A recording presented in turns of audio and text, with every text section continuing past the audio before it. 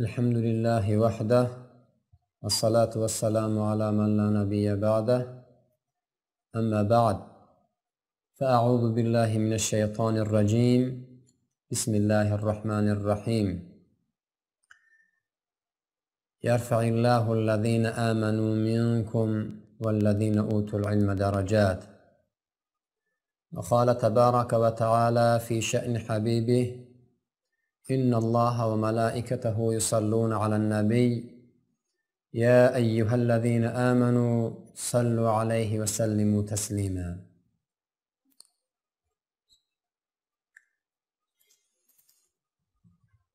الله سبحانه و تعالی را بسیار شکر و سپاس میگوییم برای تمام نعمت‌هایی که بر ما و شما عطا کرده.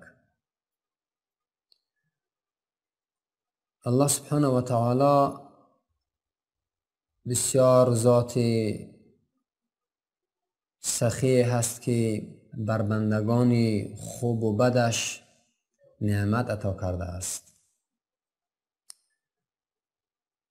نعمت خوب بندگانی که خدا را از اول عمر تا آخر، یعنی از وقت سن بلوغ تا آخرین لحظه مرگشان نافرمانی میکنن، خدای عزوجل باز هم برای اونها نعمت داده است، حیات داده است، زندگانی داده است، رزق و روزی داده است.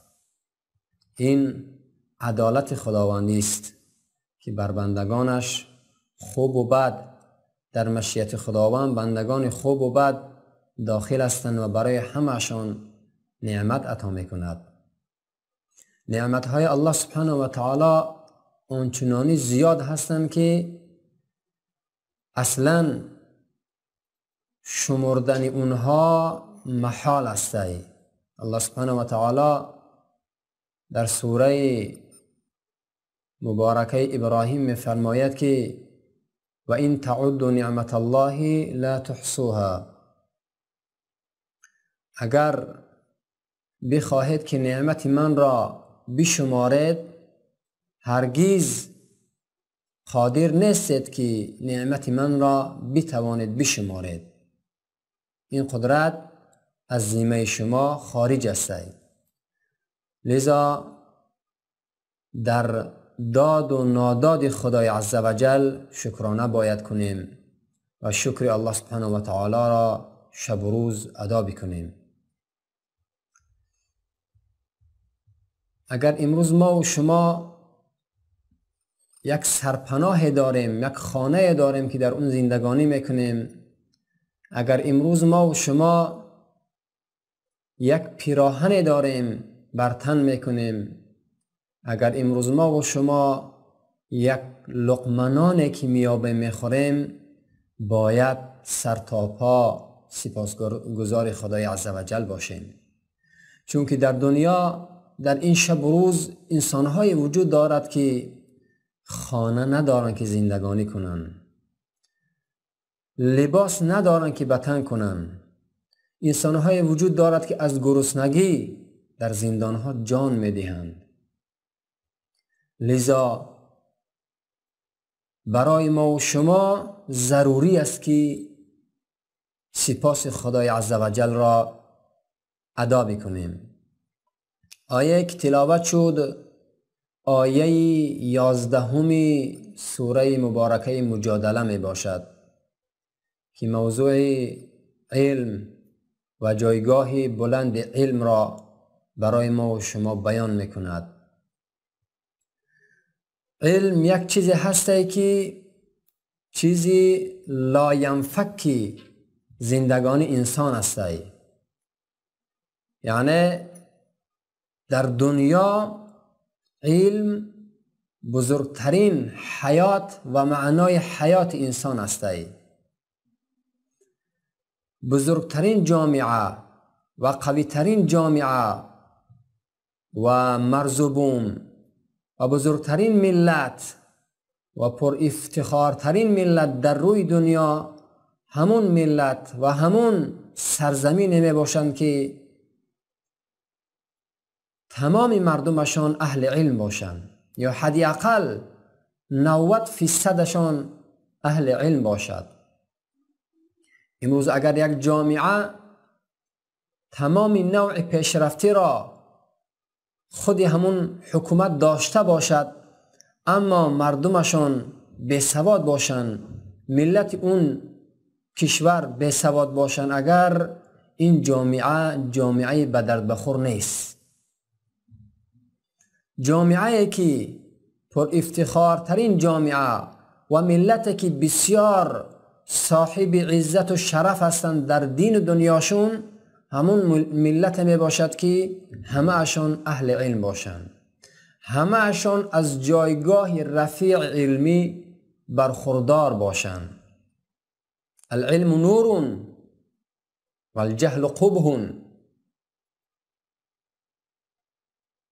که در جای دیگر می آید که العلم نور والجهل ظلمات. علم یک نوری هسته که راه را برای رونده روشن می کند. علم صاحب خودش را به مقصد دینی و دنیوی می رساند.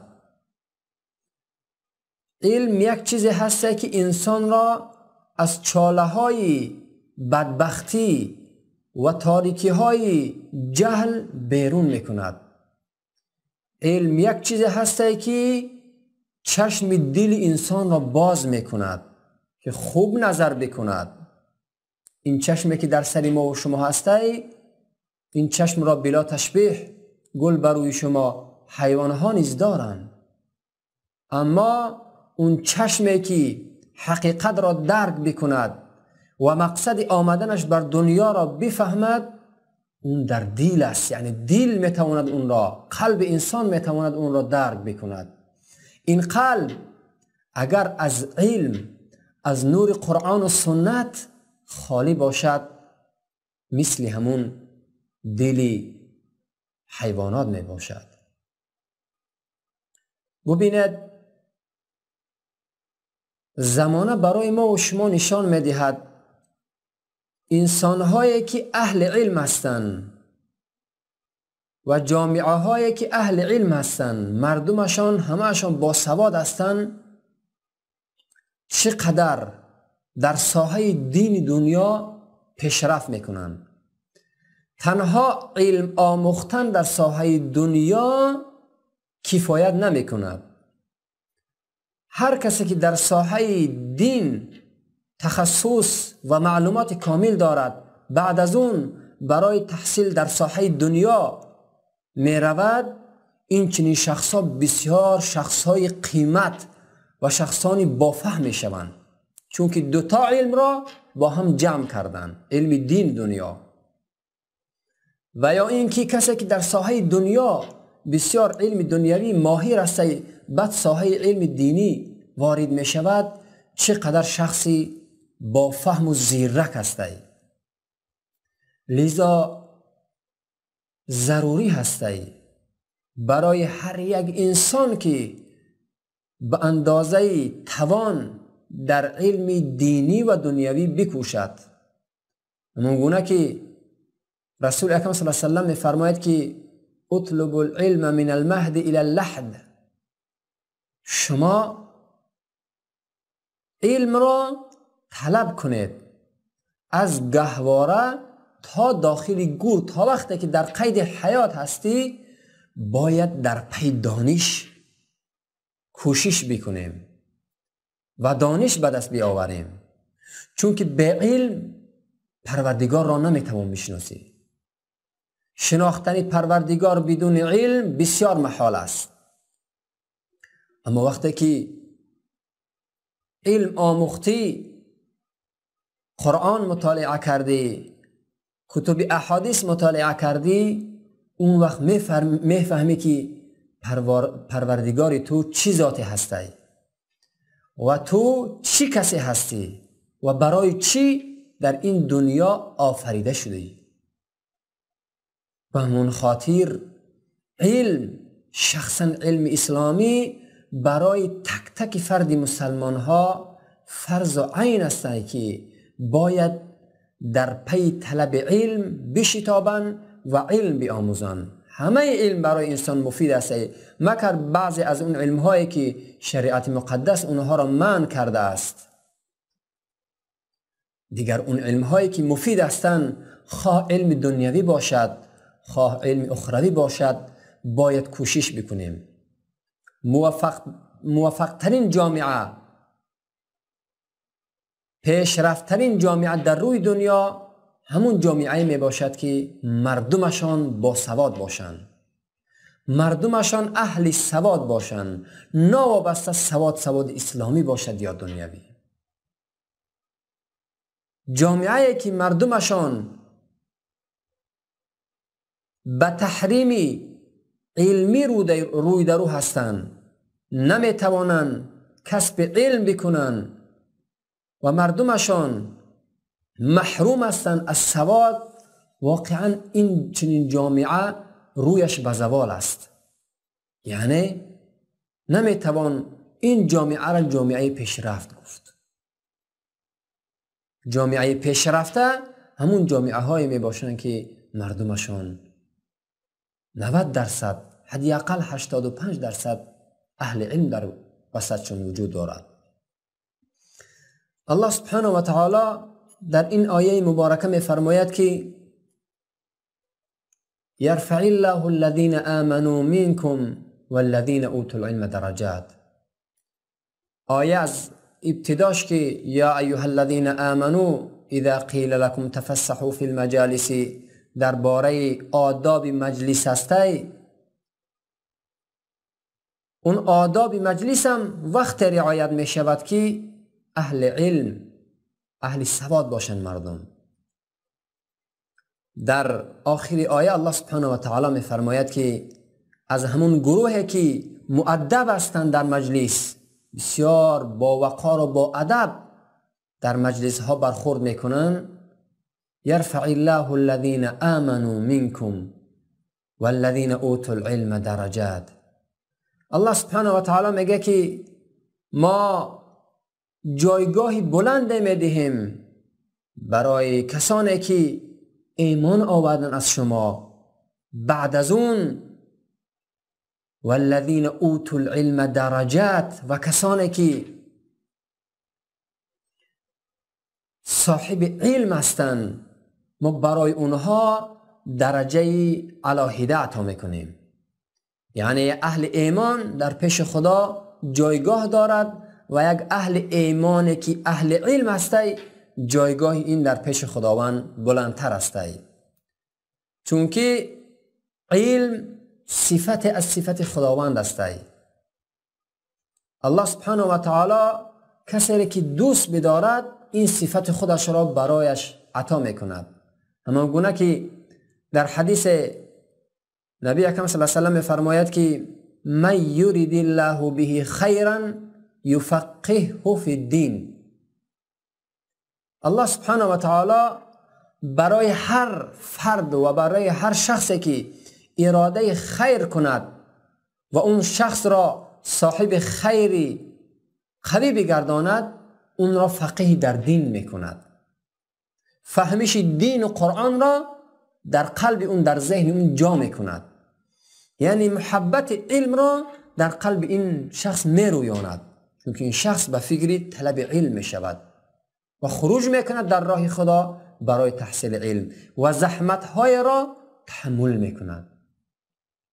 راه طلب علم بسیار راه سنگین است، راهی هست که پر از خار است. لکل شیء آفة وللعلم آفات. برای هر یک چیز یک آفت وجود دارد، اما برای راه علم و طالب علم آفتهای وجود دارد. باید همه این آفتها را پشت سر کرد و در راستای همه اینها صبر و ثبات نشان داد تا اینکه به مقصد علمی رسید. یعنی اگر ما و شما به کوچکترین مشکلی که در راه طلب علم به سراغ ما و شما می آید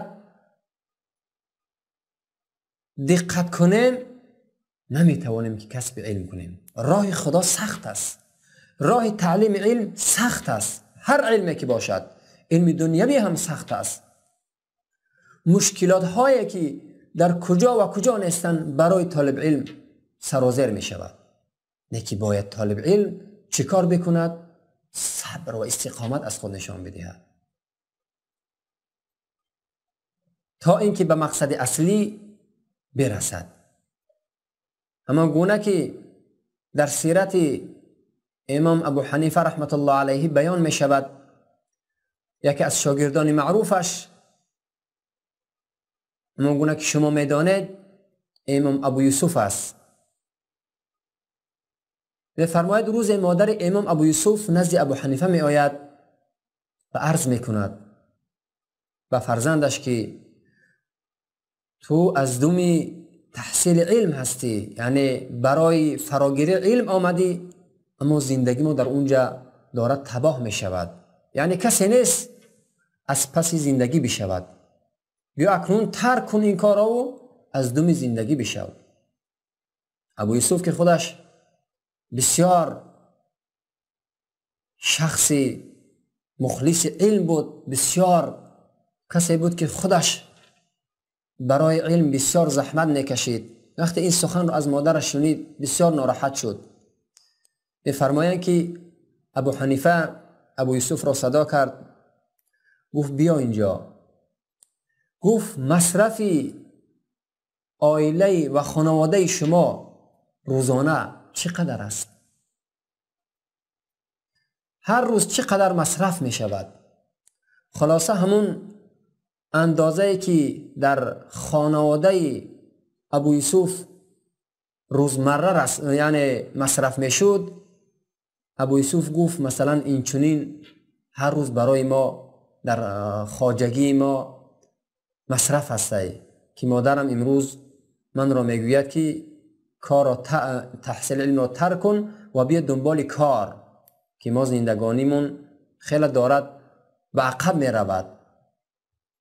ابو حنیفه میگوید ای ابو یوسف این راه را ترک نکن، من برای تو کمک میکنم، به هر اندازه‌ای که مصرف روزمره عائله شماست من برای شما میدهم، شما برید به مادرتون عطا بکنید، اما این راه را ترک نکنید. والله زمان فرا خواهد رسید ای ابو یوسف که پادشاه زمان در پیش تو با زانوی ادب می نشیند و از تو سوال میکند. همون زمانم همین کرامات و یعنی یک نوع کراماتی که ابو حنیفه برای شاگردش بیان کرد همین واقعه رخ داد. در حقیقت ابو یوسف همین واقعه را مشاهده کرد. یعنی گفتنی هستم که علم، راه تحصیل علم چیزی هسته که صاحبش را بسیار در پریشانی می اندازد. یک شخص عالم همان گونه که در حدیث پیامبر اکرم صلی الله علیه و آله بیان می شود، یک شخص عالم سخت‌تر است برای شیطان از 1000 شخص عبادت گزار. یعنی شخصی که عبادت گزار باشد اما علم نداشته باشد، شیطان هر لحظه می تواند اون را فریب بکند. اما کسی که اهل علم باشد، معرفت خدا را شناخته باشد، یعنی که از قرآن و سنت با خبر باشد، این چنین شخصان برای شیطان فریب دادنشان بسیار دشوار است. مشکل است که بتوانند این چنین افراد را فریب بدهند. اگرچه فریب میدهند اما کم. به هر حال علم معنای زندگی است. علم داشتن این حیات حقیقی انسان است. قلبی که علم دارد، زبانی که به تحصیل علم مشغول است، این جسد زنده است. و جسدی که فقط بر جهل روی درو هست، این جسد مثل جسدی بدبو و مرده هست. چون که احتمال دارد از شخص جاهل از زبانش هر لحظه سخنان کفریات و شرکیات و سخنان لایعنی بیرون بشود و علتش هم به علمی اون چنین شخص می باشد. جامعه که با جهل روی درو شد، اون چنین جامعه خیر برای ملتش نمی باشد. هر یک درد دوا دارد، اما جهل خودش بزرگترین درد هست که دوای این تحصیل علم و سوال کردن مسائل از علما می باشد. همان گونه که پیامبر اکرم صلی الله علیه و سلم می فرماید برای هر درد دوا هست. برای جهلم دوایش این است که اون صاحب جهل باید که در جهل خودش قرار ننشیند، خواه سوال بکند مسئله‌ای که در ذهنش خطور میکند، خواه برای تحصیل علم خارج بشود و خودش را در زمره طالب علمان و اهل سواد قرار بدهد. الله سبحانه و تعالی می فرماید که والذین اوتوا العلم درجات، و برای کسانی که اهل علم هستند ما برای اونها علم عطا کردیم، بعد از اون برایشون درجات عطا میکنیم. والله بما تعملون خبیر. الله سبحانه و تعالی از اعمال این اهل علم و از اعمال شما بندگان که انجام میدهید با خبر هستید. یعنی موضوع علم یک موضوعی هسته که خیلی موضوعی بزرگ هسته، نمی شود که در 15 دقیقه و 20 دقیقه این را منحصر کرد. فقط ما فهرستوار این چیزها را بیان میکنیم. الله سبحانه و تعالی در آیه 122 سوره توبه می فرماید که فلولا نفر من كل فرقة منهم طائفة ليتفقهوا في الدين ولينذروا قومهم إذا رجعوا إليهم لعلهم يحذرون.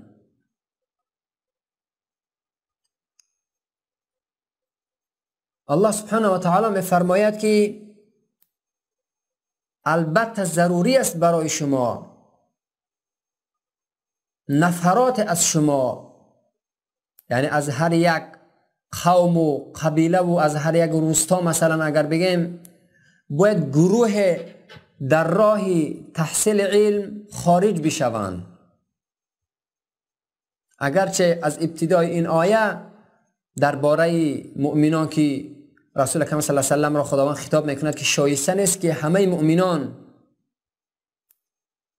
در راه جهاد خارج بشوند و تو را تنها بگذارند، یعنی تعداد اینها باید با تو همراه بمانند. و بعد در دوام آیه می فرماید که گروه از هر قبیله و قوم باید برای تحصیل علم خارج بشوند و تفقه پیدا کنند در دین و فقیه بشوند و برگردند به قریه هایشان، به شهرهایشان و مردم را بترسانند و مردم را پند بدهند. وقتی که بر میگردند از تحصیل علم، مردم را پند بدهند، مردم را از عذاب خدا، از قانون الهی باخبر بسازند و مردم را از قانون الهی بترسانند.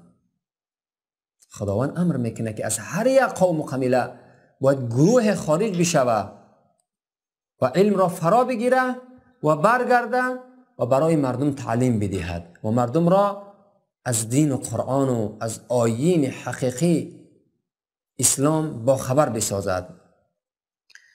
حدیث روایت می شود از معاویه در صحیح بخاری که رسول اکرم صلی الله علیه و سلم فرمودند که هر کسی که خداوند در حق او اراده خیر نماید، به وی فقه دینی نصیب خواهد کرد.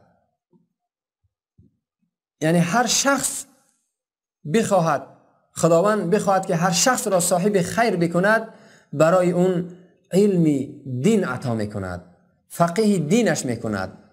بعد پیامبر اکرم صلی الله علیه و سلم میفرماید که من رسول خدا صلی الله علیه و سلم هستم، یعنی تقسیم کننده علم هستم، تقسیم کننده علوم و معارف شریعت هستم، اما عطا کننده اصلی خداوند است.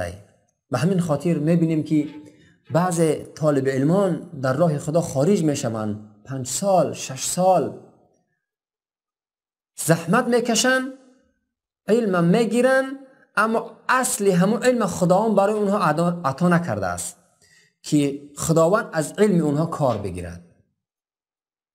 بعضی از طلاب علم را میبینی که مثلا میروند برای تحصیل علم اما تحصیل نمیکنن، مدت 5 سال 6 سال فقط همین خیلی وقت خود را ضایع میکنن. بعد از اون که برمیگردن اصلا پاسخگوی جامعه شده نمیتوانند، به خاطر اینکه الله سبحانه و تعالی عطا کننده اصلی هسته اون علمی را که خودش دوست می‌داشت برایش عطا نکرده است. رسول اکرم صلی الله علیه و سلم به همین خاطر می‌فرماید که من پیامبر تقسیم کننده علوم و معرفت شرعی هستم، اما عطا کننده اصلی خداوند هسته. بعد می‌فرماید پیامبر اکرم صلی الله علیه و سلم که و این امت همچنان بر دین خدا استوار و محکم باقی خواهند ماند و مخالفان به آنها ضرر نخواهند رساند تا اینکه قیامت فرا می رسد. و این گروهی که از اهل علم هستند و این گروهی که در راه خدا تحصیل کرده اند در این راه تا اینکه به ملاقات خداوند می روند در این راه پافشاری می کنند. اگرچه از همه جانب مخالفین اینها را سرزنش میکنن به لقبهای زیاد، به لقبهای مختلف و سخنانی مثال تحقیر آمیز، اما اینها در دین خدا استوار هستند. اینها کی هستند؟ همین طایفه اهل علم هستند. همین طایفه اهل علم هستند که همه زمان تغییر میکند، مکان تغییر میکند، اما اینها تغییر نمیکنند. برای که دین اسلام، قانون قرآن و خدای عزوجل در هر عصر و زمان در هر مکان یک است، تغییر نمی کند. نمی شود که ما بگوییم زمان پیشرفت کرده است، اکنون همه مردم سری لخت و نیمه عریان می گردن، باید که مثلا یگان کار کنیم از شریعت دلیل برای اونها پیدا کنیم. شریعت این کار را 1435 سال پیش منع کرده بود، تا آخر این کار منع است. یعنی قانون اسلام، قانون قرآن در هر وقت و زمان یک هسته، تغییر نمی کند. و هر کسی که به این قانون پایبند هسته و در این قانون استوار هسته، مخالفت هیچ مخالف این چنین اشخاص را تغییر نمی دهد و این چنین اشخاص تا اینکه موتش فرا می رسد در راه خدا پافشاری می کند و با قانون قرآن و حدیث زندگانی می کند. در حدیث دیگر از عبدالله بن عمر رضی الله تعالی عنهما روایت است که رسول اکرم صلی الله علیه و سلم می فرماید که بینا انا نائم اوتیت بقدح لبن فشربت حتى إني لأرى ريا يخرج في أظفاري ثم أعطيت فضلي عمر بن الخطاب. قالوا فما أولته يا رسول الله؟ قال العلم. رواه البخاري. حضرت عبدالله ابن عمر حدیث را روایت میکند که میفرماید از رسول خدا صلی الله علیه و سلم شنیدم که فرمود من خواب دیدم، در عالم رؤیا خواب دیدم که بر من یک کاسه شیر عطا شد و از اون شیر نوشیدم تا اینکه سیر شدم و سیری از ناخنهای من بیرون می شد و از این شیر کم اضافه ماند. من همین اضافه را به عمر ابن خطاب دادم. می‌فرماید که همین اضافه را به عمر ابن خطاب رضی الله تعالی عنه دادم. صحابه گفتن که یا رسول الله تعبیر این خواب چگونه می باشد؟ فرمود که العلم. یعنی این علم بود که کاسه شیر علم بود که من نوشیدم تا اینکه سیر شدم و باقی که اضافه مانده بود به حضرت عمر عطا کردم. این فضل علم است، جایگاه علم است. اگرچه انشاءالله در موضوعهای بعدی درباره خلفای راشدین حتما صحبتی خواهد شد.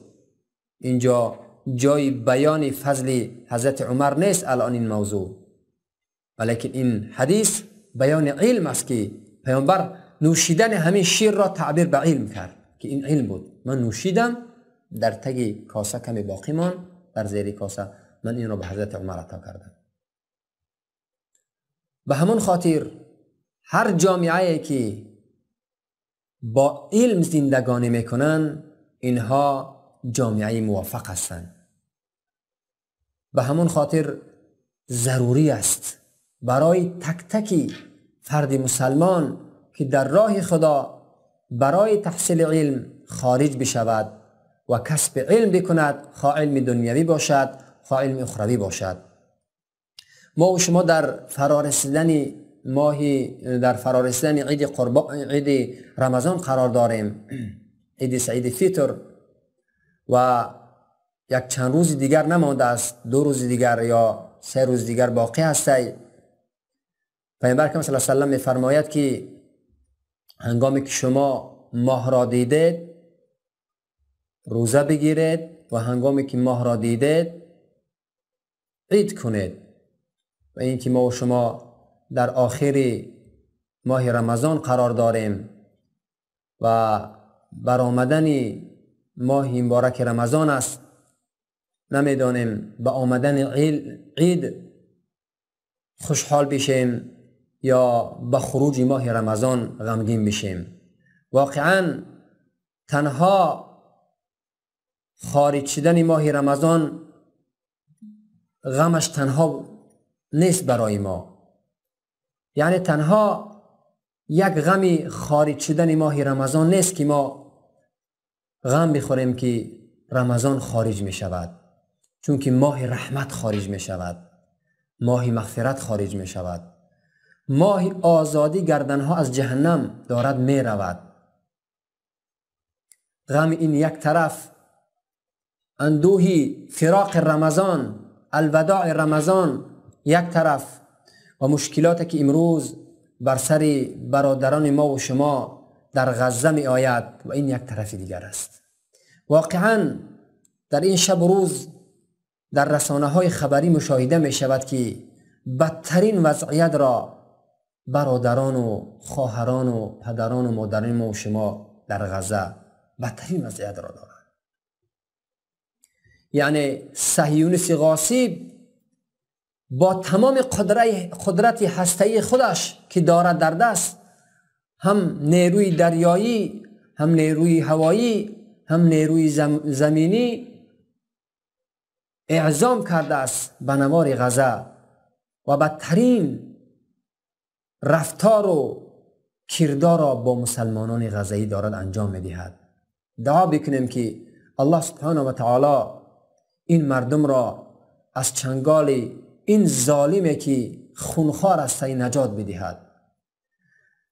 دعا بکنیم که الله سبحانه و تعالی تمام اون مسلمانانی که در زیر شکنجه هستند، در زیر ظلم هستند و به آنها ظلم می شود، دعا بکنیم که الله سبحانه و تعالی همش را از زیر ظلم دشمنان نجات بدهد و علی الخصوص قدس عزیز را، بیت المقدس عزیز را که امروز واقعا بیت المقدس غریب است.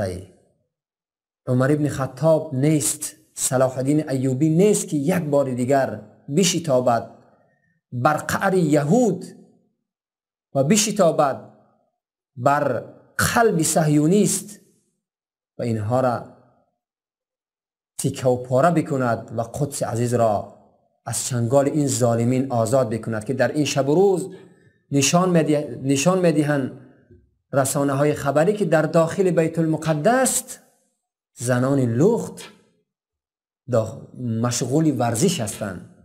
چقدر به احترامی و تحقیری که در زمانهای قبل میشد به بیت المقدس قبل از رسول الله در زمان اون یهود، الان دارد همون کار تکرار می شود. خلاصه خیلی اندوهگین هستیم برای این وضعیت و این وضعیت ما محکوم میکنیم چون که خون ناحق در اونجا میریزد و وظیفه ما و شما این است که در حق اونها دعا بکنیم و دعای فرج بکنیم که الله سبحانه و تعالی یک فرج برای مردم غزه بیاورد و یک فرج برای سایر مظلومین مسلمانان دنیا بیاورد و اسلام عزیزش را پیروز بگرداند و اسلام عزیزش را سخنش را سخن اول بگرداند، همون گونه که در صدر اسلام سخن اسلام اول بود. دعا کنیم که الله سبحانه و تعالی یک بار دیگر اسلام را به صدر اول خودش بر بگرداند و دعا بکنیم که الله سبحانه و تعالی آنچه که گفته شد و آنچه که شنوده شد در خدمت شما بزرگواران به درگاه خویش قبول بفرماید و خالصاً به خاطر خودش این گفتارها را قبول بفرماید و اگر هرچه که نیک گفتیم از جانب خدا بود و هرچه که کمبودی شد این از جانب بنده بود و دعا بکنیم که الله سبحانه و تعالی آنچه که خیر و صلاح ما و شما هستی همون را برای ما و شما نصیب و روزی بگرداند. و صلی الله تعالی علی خیر خلق محمد و علی آله و اصحابه اجمعین.